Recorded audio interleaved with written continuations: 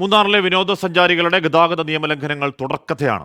ഇന്നും ഇന്നലെയും അപകടകരമായ രീതിയിൽ ഓടുന്ന 3 വാഹനങ്ങളുടെ ദൃശ്യങ്ങൾ പുറത്തുവന്നു.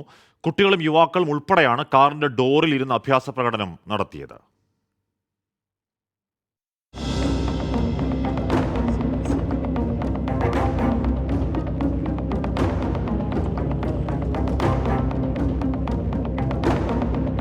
മൂന്നാറിൽ മോട്ടോർ വാഹന വകുപ്പിന്റെ പരിശോധനകൾ ഫലം കാണുന്നില്ല എന്നതിന്റെ തെളിവാണ് ഈ കാണുന്ന ദൃശ്യം.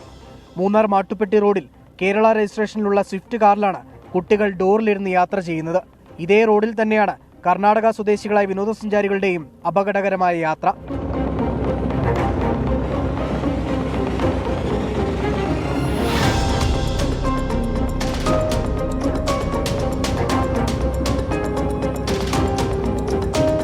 ജൂൺ മാസത്തിൽ ഗ്യാപ് റോഡിൽ മാത്രമുണ്ടായ 3 സംഭവങ്ങളുടെ പശ്ചാത്തലത്തിൽ മൂന്നാർ മുതൽ ആനയിറങ്കൽ വരെയുള്ള ദേശീയപാതയിൽ മോട്ടോർ വാഹന വകുപ്പ് പരിശോധന തുടങ്ങിയിരുന്നു. എന്നാൽ അതുകൊണ്ട് യാതൊരു പ്രയോജനവും ഉണ്ടായില്ല.